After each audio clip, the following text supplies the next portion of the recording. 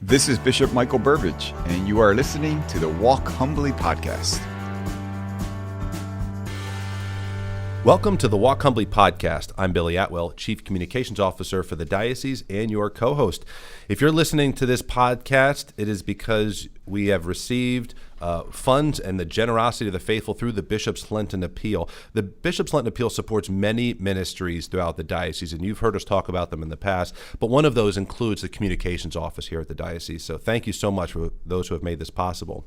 If you're listening to this podcast, please write a review on iTunes, Spotify, Stitcher, wherever you're listening. If you're on YouTube, please subscribe and ring the bell. You can sign up for our e-newsletter at arlingtondiocese.org, and you can follow Bishop Burbidge on Twitter. 19,500 of you do already, at Bishop Burbidge, where every day you can read a short reflection on the gospel of that day. You can also follow the diocese on Facebook, Instagram, and Twitter. And as you know, Bishop Burbidge answers questions from the faithful. If you'd like to submit a question, email us. It's info@arlingtondiocese.org, or you can text us your question, 703-831-7013. I welcome your host, Bishop Burbidge. Bishop, how you doing? I'm doing well, Billy. Beautiful day. We're taping our podcast on this solemnity of the Annunciation. Mm-hmm. And so a great day to encourage our faithful to turn to Mary when those times come in life, when God asks something we were not expecting or planning or maybe even desiring. And it may be overwhelming to us, but we look to Mary's example, who trusted that promise. Nothing will be impossible with God. Do not be afraid. And we all know in our lives that when we say yes to God's will, it always works out. It's His promise that He'll give us the grace to carry out His call. And actually, it's that yes that leads to our holiness, to our own joy and peace. So if for perhaps maybe some of our listeners right now are kind of like, I don't understand God's plan or why this came my way. What a beautiful day to ask for Mary's powerful intercession. So like Mary, we can say yes. Now, last podcast, you said you're having a good Lent. We're closing in on the end of Lent here, almost at Holy Week. Are you still having a good Lent? Yeah, it's really been a blessed Lent. It really has been, through the grace of God. And I hope also for our listeners, and even if you've stumbled through Lent, we still have time to prepare to enter into the holiest of weeks. So just a word of encouragement to just look forward and make these days very special. So we're ready and prepared to celebrate Holy Week and Easter. Wonderful. Bishop, before we jump into the main topics, there's been some really tragic news since our last podcast. One of those events occurred in Atlanta in which 8 people were killed at 3 different spas in that region. And the other occurred just this past Monday in Boulder, Colorado. A man killed 10 people at a grocery store, including 1 police officer. You put out a statement in which you mentioned that in the face of hate and loss, may we renew our resolve to pray daily for the protection of all human life and the dignity of each and every human person. You also called for prayers for the victims, their families, and the communities in Atlanta and Boulder. We've sadly seen shootings like this in the past, and we've almost become callous to the news. The news cycle almost moves on quickly to it. How should we process events like this when we see them? Yeah, I think you're right. I think there's maybe 2 things that may be helpful. Is one, again, as you said, so sadly and tragically, every time we turn on the news or read articles on social media, whatever, we see violence, we see killings, we see gang violence, the exploits of drug cartels, and so on. And so we never just want to, God forbid, become numb to that. It should cause us to pause, and to have compassion and sadness, and don't become numb to these evils. It should stop us in our tracks, because we have to be aware of our circumstances and our surroundings. And in the midst of this, we can't say, well, there's nothing I can do about this. Well, the first powerful thing we can do is what you said, I mentioned in my statement, is our prayers. Yeah. Our prayers are powerful for the victims and for the families that are left behind. Imagine the strength, the grace, the help they are going to need in the midst of such grief and sadness. So we can do something, and our prayers are so important. And then also, yes, I can do something to confront, to stop this evil by the witness of my own life, my own example. that no one sees from me words or actions that reflect any kind of unjust anger or hatred or bitterness or anything like that. So, dear friends, when we're numb to evil, that's how evil spreads, and that's what the evil one wants to happen to us. He wants to numb us to these.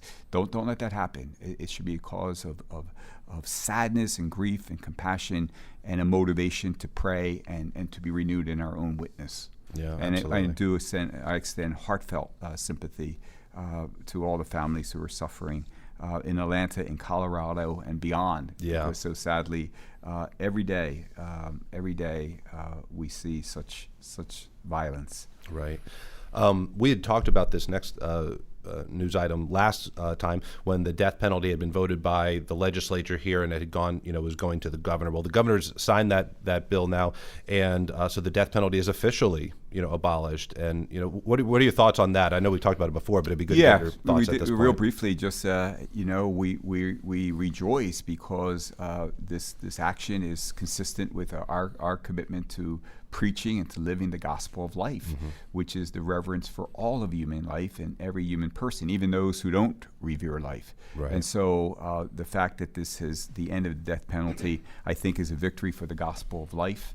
And, we are grateful to our Virginia Catholic Conference and all the people throughout our diocese who helped to support this historic legislation. Yeah, and you also mentioned in the last podcast the need to pray for the victims of those who ended up on death row. Absolutely. That for them, their pain still goes on, right. And they still struggle. Absolutely. You hosted a conference on the topic of racism recently, called Open Wide Our Hearts, Their Enduring Call to Love, which was the name of a pastoral letter from the U.S. Conference of Catholic Bishops that we talked about on this podcast as well. You welcomed a keynote from just across the river, Cardinal Wilton Gregory of D.C.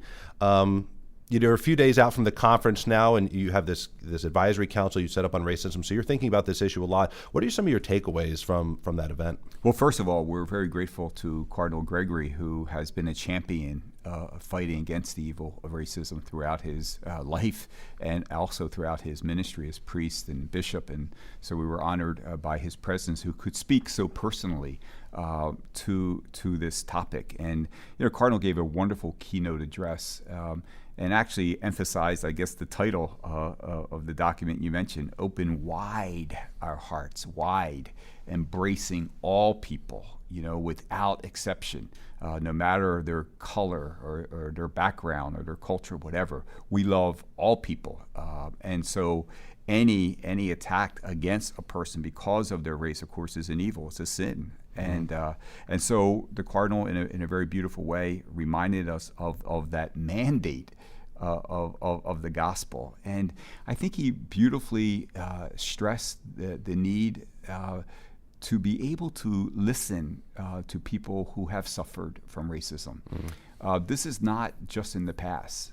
Tragically, we know it's part of our history, but it's also in the present. We heard stories at our own listening sessions, and it is important for people to say, this has been my experience, this is my story, and we can, again, extend our compassion, our sorrow that they had to experience like that. And for any of us to deny or to that racism and discrimination doesn't exist today in communities, in the workplace, God forbid, maybe even within the church, it would be less than vigilant to have that disposition. So I think it's always important for us as a church, for us as an organization or a business, as a family, as an individual, to be examining our own protocols, our own practices, our own behaviors, the things we say and the things we do. And again, to with God's grace, to make sure that no one is the victim of racism or discrimination or bias because of the color of their skin or their background from which they come. Yeah, and anyone that wants to go back and listen to some of those the keynotes and the homily and so on, you can go to our YouTube channel, youtube.com/Arlington Diocese. It's there that we've got the live stream from that event. And we were blessed, Billy, by the way, with some panelists who joined us, even from our own diocese. Oh, that's right, yeah. I think that's part of that live stream that Absolutely. They offered tremendous responses to. Absolutely. On March 15th, the Vatican's Congregation for the Doctrine of the Faith issued a response to a question related to whether it was appropriate for priests or deacons to offer blessings to same-sex marriages or unions. Obviously, the church teaches that marriage can only happen between one man and one woman. But the question was whether a blessing could be given to two people of the same sex who were in a civil marriage or union of some sort. In short, the Vatican's answer was that those civil marriages and unions could not receive a blessing. Could you explain some of the reasoning for that? Obviously, the news media ran away with it, but I think a little clarity on the topic would be helpful. Yeah, I think so too, because it's a very sensitive topic, right? And so I think it's important to repeat what we just said in the past topic. The church always encourages and reminds us of the teachings of the gospel, that we embrace and love all people and respect every person.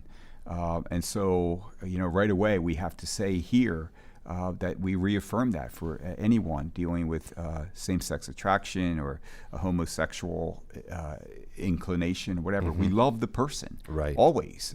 And so, whether it's our brother or our sister, our son or daughter, grandson or granddaughter, family member or friend, we love all people in the midst of that. But here's the answer to your question, and the reason it's a question is because many priests are faced with the challenging situation of wanting to walk with those who are engaging in a homosexual lifestyle in the Catholic faith, while also ensuring they understand the church's teaching. Yeah, it's a delicate balance. So it's a pastoral challenge.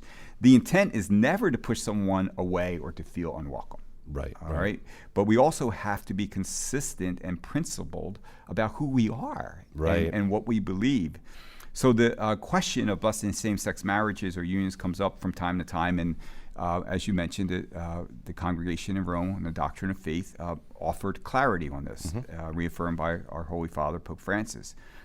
It does not mean, Billy, that we agree with everyone, but our rejection of a lifestyle or belief system does not mean in any way that we reject the person. Right. That's the key. Yeah. But based on and getting a little technical here, so I hope our friends bear with us. But I want to be, respond to the question on how the congregation, responded. And what the congregation explained was that blessings, fall into the category of what we call sacramentals.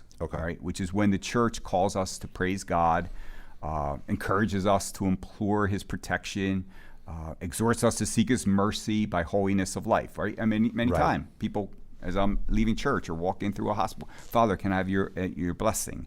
In addition, they are an imitation of the sacraments, the blessing, and are a reminder of the spiritual benefit that we receive when we receive the grace that flows from the church. That's what a blessing is, all right?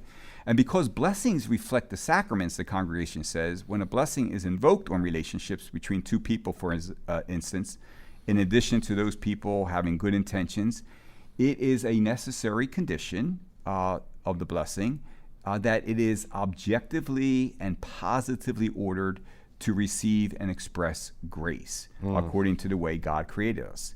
Therefore, blessings can only be given to relationships that reflect the order of God's design. And that's a quote summarizing what the congregation said. So, as you said, the conclusion is, for this reason, it's not licit to impart a blessing on relationships or partnerships that involve sexual activity outside of marriage. Okay. And furthermore, since blessings on persons are in relationship with the sacraments, the blessing of homosexual unions cannot be considered licit. This is because they would constitute a certain imitation of the nuptial blessing invoked when the man and woman united in the sacrament of matrimony. And the church used that same explanation when referring to same-sex marriage in the United States. Can we accept unions and so on? Well, we can't create parallel institutions to marriage and just call it something else. So that's right. There's a consistency here. I'm recognizing. And that's a practical application of this reality that we're trying to explain here. But again, the CDF just said. And CDF, I mean the Congregation of Doctrine of Faith. It said what I just said earlier. It says that we are called to welcome people who have same-sex attraction with respect and sensitivity and accompany them in striving to live out the church's teaching. We acknowledge that it's difficult at times, but if we truly love, this is what I really believe, if we truly love our brothers and sisters, we'll take that journey with them. And at the same time, people in same-sex relationships who desire to be part of the church's community life should receive the teachings with our consistency, compassion, and conviction. So I know this is a sensitive subject, and I hope that this explanation, upholds what everyone deserves and expects, that we love and respect all people, but not to be surprised that the church, as she has been, is going to be consistent on the teaching of marriage. Yeah. We have always said, in light of what Jesus taught us, and we will always say, that marriage is the sacred union of one man and one woman forever, open to the transmission and the giving of life. Yeah. That teaching can never change, and we cannot, as you say, use parallel forms to express anything different than that teaching. Now, the Congregation for the Doctrine of the Faith, just as you did now, they began and ended with the point of charity and love for our brothers and sisters in Christ, right? No matter their living situation or whatever. Another distinction they made was the blessings of individuals versus the blessings of relationships. Right. And they reaffirmed that a blessing for an individual is still allowed, whether they're homosexual or not. Is that right? Oh, absolutely. Thank you. That's a good point. If someone, for example, publicly that I know is, in a situation like that and says, Bishop, can you give me a blessing? I'm dealing with some crosses in my life, or I'm worried and about my future or my parents or whatever. Absolutely, the individual, absolutely, we can receive that blessing. Yeah, very good. Okay. Bishop, Catholic leaders throughout the nation are decrying what is the so-called Equality Act. It's a clever name, but the reality is much different. Could you take us through, what is so dangerous about this particular bill? Well, I think what you're right. There's a little deception in calling the Equality Act, right? Because people hear, the church is not in favor of the Equality Act. Well, how can you not be in favor of equality, right? So I do think there's a little strategy there that we have to be careful of. Here's the reason why. Let me just say some of the things that are involved in what makes this bill so dangerous. Biological men would be allowed into women-only safe spaces like locker rooms and bathrooms, and even their sports. Parents would be considered abusive for denying their child's transgenderism and not supporting sex change procedures. Religious liberty, Billy, would be denied for organizations and charities that uphold biology and accepting the anatomy that God gave us. Gender identity, which is rooted in perception rather than reality, is prioritized over biology. And even pro-life doctors would be forced to perform abortions. No conscience protection for those that disagree. This is just, I'm rattling a list of things that are included in this bill. Cardinal Dolan wrote because he's the chairman of the Bishops' Committee on Pro-Life, he wrote a very, very clear, concise article that would, I assure our readers, if they read this article, they will know why we have to aggressively be against the so-called Equality Act. Yeah, if you just Google Cardinal Dolan Equality Act, you'll find the article. It's on a website called thepublicdiscourse.com. But you're right, it's very thorough and very clear. For those listening, just to be aware kind of where it stands, it's passed through the House. Right. It's now going into the Senate, and it's being deliberated there. It's really critical that you contact your senator and let them know how you feel about this and that you do not support the Equality Act. To take action, there's a couple of options for how you could do this. You could go to humanlifeaction.org/take-action. Okay, that's one of the ways that you can go, and you can fill out the information to write or call your senator. They've got the information there. You can also go to vacatholic.org and use the action alert system there to find out who your senators are and their contact information. But also write about this on social media. Bishop, you've talked about this before. We have to be willing to accept that we are countercultural. And while some might be pushing this, we have to be willing to stand up for our faith. And this one is a direct contradiction, not just of natural realities and truth, but it's also offensive because it's denying us religious rights to disagree. Well, that's of course that's a fear, and we see this is becoming a very slippery slope here, and it's a very, very dangerous path. Yeah, absolutely. Bishop, every April the church celebrates in the United States, recognizes Child Abuse Protection Month. It's an opportunity to remind people, of our duty to protect our children, ensure the faithful of all that we do to keep our parishes and our schools safe, to ensure there's accountability in reporting allegations of sexual abuse of minors to the authorities. We know that the church has a rough past with this, and there's been a lot of work that's been done over the last 20 years. Why is this month so important to you? Well, again, it highlights, the ongoing vigilance and action that's necessary to protect God's children. Our work is never done as a church or as a society because of the sad reality, both in history and in the present. We know that within the church, so sadly and tragically, this has occurred, but in all aspects of society. So we as a society, as a church, we can never tire of doing everything. And it's one of my highest responsibilities to make sure that we're doing everything we can to ensure that children coming to our parishes and schools and ministries are protected from any kind of abuse. So that, for example, so what does that mean? Well, it means that we involve putting staff and volunteers through a screening process that includes a background check, training course, how do you see signs of abuse, fingerprinting, etc. But it also means ensuring our staff and volunteers, to be on the alert, because through that training, they can see patterns or they can see signs that, wow, this is a yellow flag or this is a red flag. And so we have to continue to do that. In 2019, we mentioned that Pope Francis issued a document that created universal standards for handling the child's sexual abuse allegations. In the United States, when this came out in 2019, we were grateful to see that almost all those standards were already well established in the United States from like 2002. That's true. I remember that. Yeah. So, and one, from 2002 on, is that unlike prior to 2002, when there is an allegation of an abuse of a child, the first thing we have to do, and the first thing we do, is we report it to the police. Exactly. It's not our judgment whether this could have happened or may have happened, or it's not our judgment. We hand it over immediately to law enforcement. Right. And then, of course, then we act to our protocols without in any way interfering with any investigation that the law enforcement would do. And as we know, there is zero tolerance within the church of any priest who is found to have abused a child. Every bishop must be able to say, there is not a priest who has done that who is in active ministry now. And again, whenever we mention this issue, Billy, I do take the opportunity.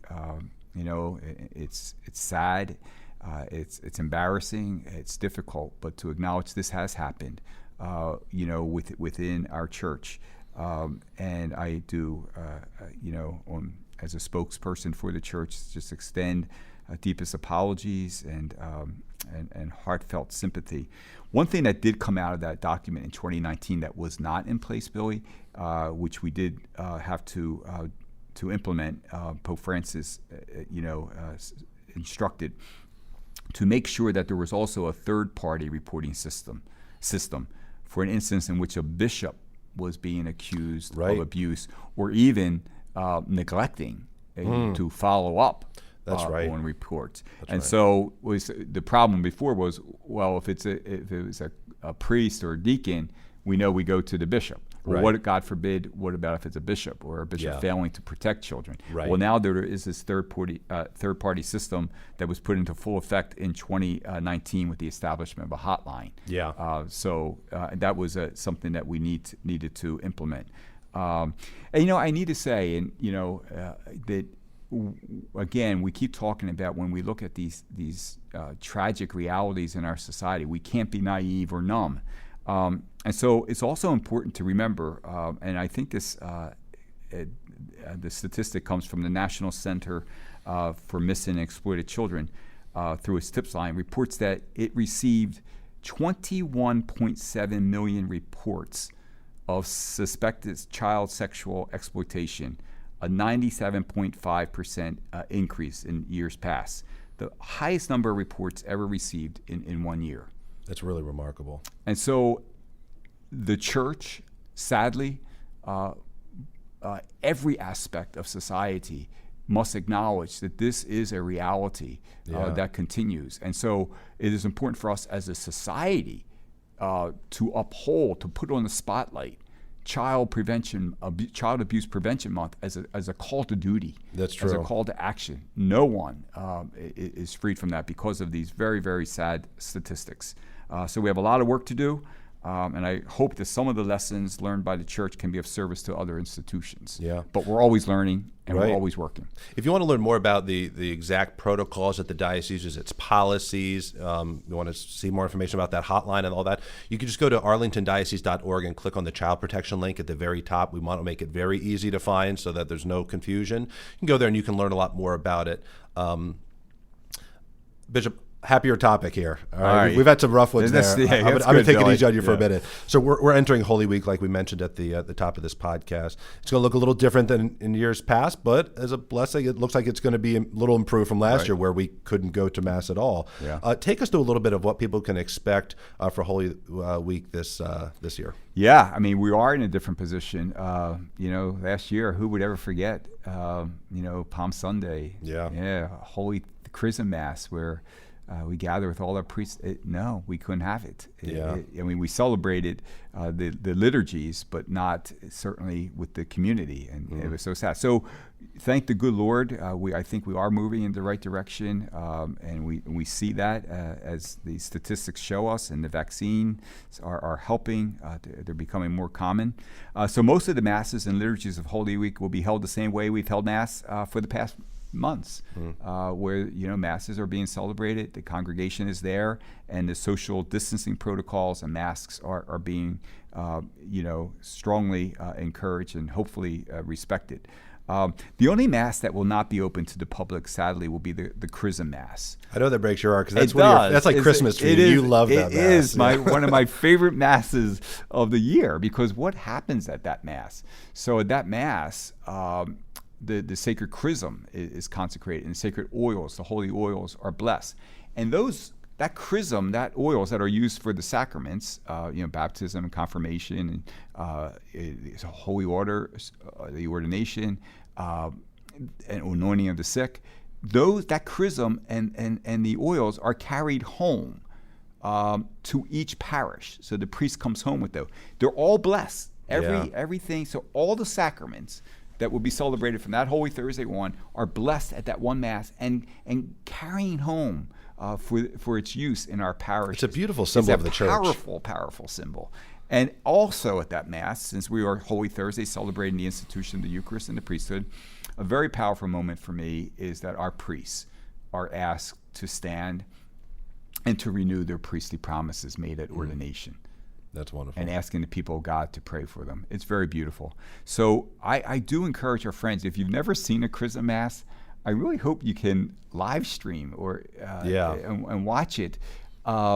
And also, even if you can't do that, if everyone on Holy Thursday morning, at the time of the Chrism Mass, on Holy Thursday morning, if you could be praying for me and the priests of the diocese, I'd be really grateful for that. That's wonderful. Yeah, to view that live stream, just real quick, the best way is probably to go to youtube.com/Arlington Diocese. That's certainly a fast way. If you subscribe to YouTube, it gives you an alert when the live stream begins. You can also sign up for our e-newsletter. We send a reminder email out that morning, so just go to arlingtondiocese.org to sign up for that. Or you can also check it out through Facebook. We've got an event set up for that, so you can check out the live stream that way. We try to make it very easy, but those are 3 ways to do it. Bishop, I was just thinking, so one of the oils is for holy orders, and not long after that, you're going to be doing a transitional deacon ordination with those very oils. That's pretty wild. Yeah, I know. We have an ordination of 7 men to be ordained transitional deacons, and God willing, priests next year. It's so great. And Billy, just to go back a little bit on Holy Week, I did send a notice to the priests. I mean, there's some things that we're going to be able to do this Holy Week. All right. Like, for example, the washing of the feet would be permissible. It's an option within the church that we're allowed. There'll be a veneration of the cross is encouraged this year. Not that this year we'd be kissing the cross, but the cross will be upheld on Good Friday for us to genuflect or venerate. And I think wonderful. That's very, very important for us to see. There'll be the celebration of baptisms and confirmations, perhaps at the Easter vigils. Palms will be distributed on Palm Sunday. So we're definitely getting back. We're allowing up to 8 persons in a schola. Remember, we've been That's right, a little bit more singing the mass parts, hymnals and missalettes are returning. So we're not going to do it overnight, friends. Right, but we're gradually lifting some of these restrictions and protocols, and we're getting there. I think these are warmly welcomed. I don't think anyone's disappointed with that. And let's keep respecting each other as an act of charity and love, following the protocols. But it's great, just as the states and our Commonwealth are lifting some protocols. So are we here in the Diocese of Arlington. It's a great sign. It's a sign of hope. It's like springtime's coming, right? Yeah.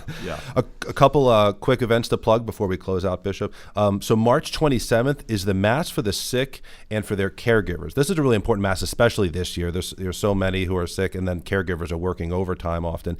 That's going to be, again, March 27th at 11 a.m. It's at St. Ambrose Catholic Church, which is irrelevant because we can't have attendees there, but it is going to be live streamed by the parish. A big thank you to Father Fisher for hosting that. It's going to be stambroseva.org/mass. So it's stambroseva.org/mass. Again, thank you to St. Ambrose. And in encouragement, thank you for mentioning that, Billy. For usually at that Mass, the sick, the infirm, dying are present to receive the anointing, the sacrament of anointing. As you mentioned, they won't be there this year, but any of my friends who are suffering, who are sick and homebound, please know that the reason we're having this Mass is to pray specifically for you at this Mass. We are praying for you, that God will give you strength to carry the cross you're carrying, to know that when you unite your sufferings to His, you're the holiest you can be when you unite them to the Lord's, and He assures you He is with you, and that suffering will lead to glory. So, and friends at home, if you offer that suffering for our church, for peace in our world, for special intentions or individuals, God receives that as a great act of prayer. So know that we'll be with you. We'll be praying for you very, very fervently at that Mass. Wonderful. And then one other event, a big one, April 10th. Is our ordination to the Transitional Diaconate. So we have young men studying in the seminary, and they're going to become deacons, God willing. Not long after that, they'll become priests for our diocese. So that's going to be at the Cathedral of St. Thomas More. It's live stream. We cannot, again, that's another event where we can't have the public present, but it's going to be live streamed. So again, youtube.com/Arlington Diocese, or check it out on Facebook. Again, it's April 10th at 11 a.m. Bishop, 7 men. You've got to be the proudest bishop in this country. seven wonderful men who will be great deacons and, God willing, following year, great priests. Wonderful. Bishop, if you would, any final thoughts, and then if you would just send us off. I know this has been a little extended podcast, so we can't maybe get to the questions today, but I would not want to end this podcast. It's our last one before Holy Week, the Sacred Triduum, and Easter. I would not want to end without, first of all, encouraging all of our listeners to do your part to the best that you can to make it a Holy Week. It's not going to be a Holy Week unless you allow time and maybe shift some things around so that you can enter into the sacred days as we reflect what the Son of God did for us as He made His way to Jerusalem, as He gave us the gift of Himself, the Holy Eucharist, and suffered and died on the cross and was raised from the dead so we may have new life, to enter into these mysteries and, if all possible, certainly devote more time to prayer during these sacred days.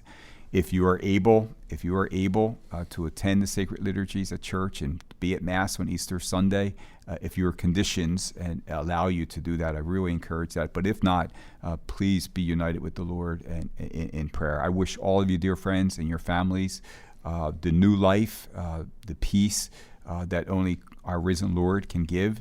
I pray that these gifts will be yours at Easter and throughout the Easter season and always. So many blessings to all of you. And let's keep praying for one another that throughout these sacred days we will continue to walk humbly with our God. Thank you for listening to the Walk Humbly podcast. Make sure you check out more episodes on iTunes, Google Play, Stitcher, and Spotify. You can follow me on Twitter at Bishop Burbidge, where I offer gospel reflections each morning and share photos and updates of what is going on in the Diocese of Arlington. Stay up to date with news, event information, and inspirational content by subscribing to our e-newsletter at arlingtondiocese.org.